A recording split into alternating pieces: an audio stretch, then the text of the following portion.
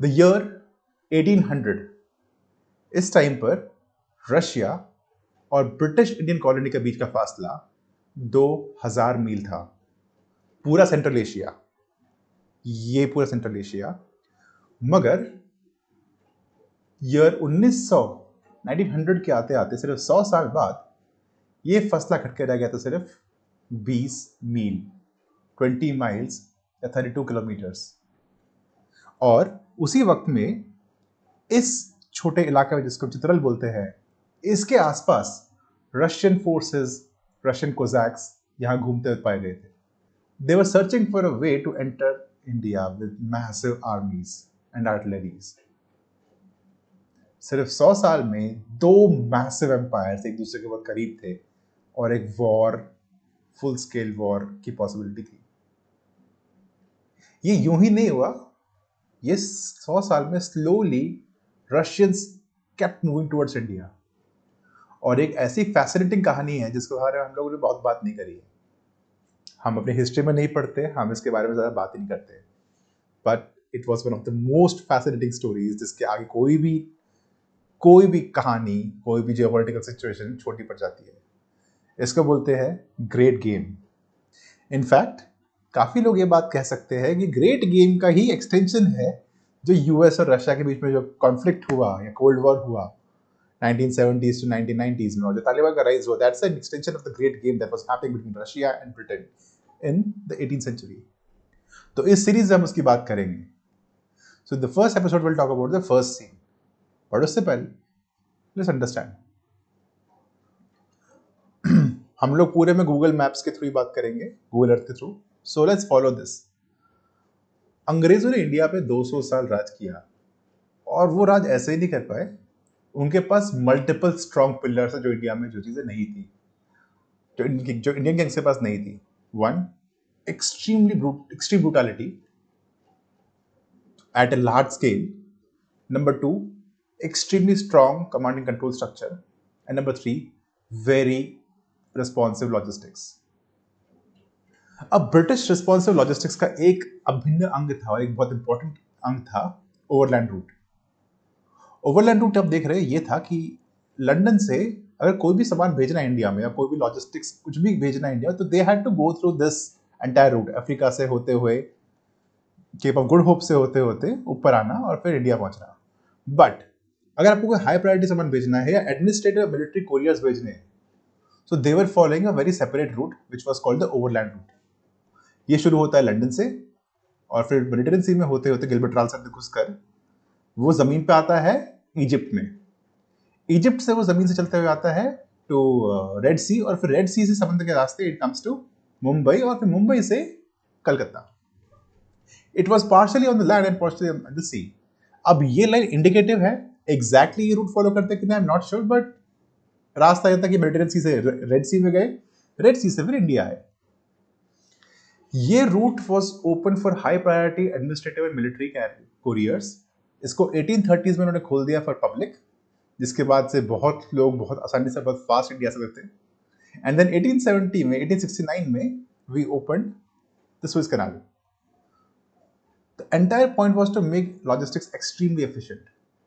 India में क्या हो रहा है, कैसे हो रहा है, उसके बेस पे आपको कोरियर भेजने पड़े, आपको इन्फॉर्मेशन भेजनी पड़े, कम्युनिकेशन कर सके। 1865 में अंग्रेजों ने यहाँ पे खोली थी under water sea cables with for telegraph services between India and England. So British were very strong with communication and logistics, which was the backbone of their strong and brutal rule in India.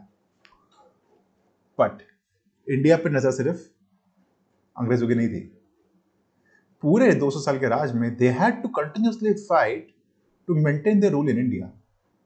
वहां पर Dutch थे, Portuguese थे, French थे, Arabs थे, Africans थे, American journalist भी थे, Irish mercenaries भी थे, और इस दौरान सबसे तगड़ी और सबसे पहली नजर थी रशियंस की। And Russians were still trying to reach India, जिसकी हमने बात की थी कुछ टाइम पहले। But आज इस फर्स्ट एपिसोड में we'll just talk about the French and the British here. So 1780s में फ्रांस, इंपीरियल फ्रांस और इंग्लैंड की ब्रिटेन की बहुत भयंकर लड़ाई होती रही इंडिया में to get more and more hold of India. But France mostly what defeated, वो आगे बढ़ नहीं पाए। फिर फ्रेंच रेवोल्यूशन हुआ और उसके बाद फ्रांस में बाद में काफी साल बाद 1799 में नेपोलियन आया, और नेपोलियन के पास बहुत रीजन था इंडिया पे हमला करने के लिए। उसके पास रीजन था कि उसको बदला भी लेना है और उसको इंडियन रिसोर्सेज भी चाहिए। Indian resources were in prime need back then and prime demand, I would say. तो 1799 में फ्रांस ने चुपके से बहुत सीक्रेटली अपने 40,000 सोल्जर्स को मार्सलीज में लोड किया शिप्स में, और शिप के रास्ते उसने इजिप्ट पे हमला किया। ये हमला इतना सीक्रेट था कि ब्रिटिश नेवी जो पूरे इस एरिया में डोमिनेंस में थी उसको मालूम नहीं पड़ा कैसा कुछ हुआ है। और जब इजिप्ट पे हमला हुआ तो इजिप्ट से ब्रिटिश स्पाई बोट के समुद्र के रास्ते मुंबई पहुंचा और उसने इन्फॉर्म किया अंग्रेजों को। नाउ इससे पहली चीज, ब्रिटिश ओवरलैंड रूट तो कट गया, उनके supplies administrative issues, administrative control खत्म हो गया।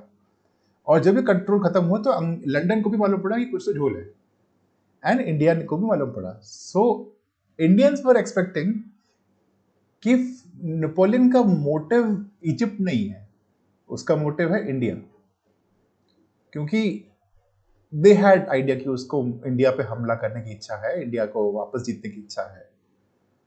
सो लंदन ने इमीडिएटली नेवी भेजी वहां से, जो केप ऑफ गुड होप के रास्ते, यानी कि अफ्रीका से नीचे होते हुए इंडिया ने लगी, but it will take some time. So Mumbai ने भी अपनी नेवीज डिप्लॉय करी और इस पूरे एरिया में अरेबियन सी में उसने पेट्रोलिंग चालू करी। बट द क्वेश्चन वाज कि नेपोलियन कैसे हमला करेगा इंडिया के ऊपर। There are multiple options, multiple possibilities जो उस टाइम वॉर गेमिंग करी गई। अब क्योंकि ब्रिटिश भी इंडिया में समुद्र के रास्ते आए थे, देयर फर्स्ट थॉट वाज कि फ्रेंच भी इंडिया में समुद्र के रास्ते ही आएंगे। सो नेवी यहाँ पे है and British navy was very powerful, और लंदन से और नेवी आ रही थी।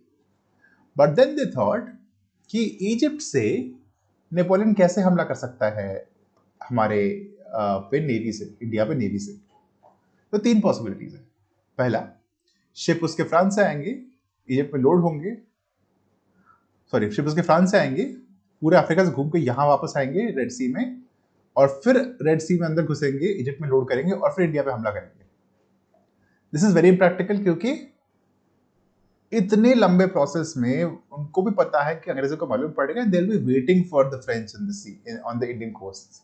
वो जैसे ही आएंगे पहले उनको नेवी खत्म कर देगी, और अगर वो किसी तरह लैंड कर पाए तो यहाँ पे आर्मी उनका वेट कर रही होगी। That is impractical.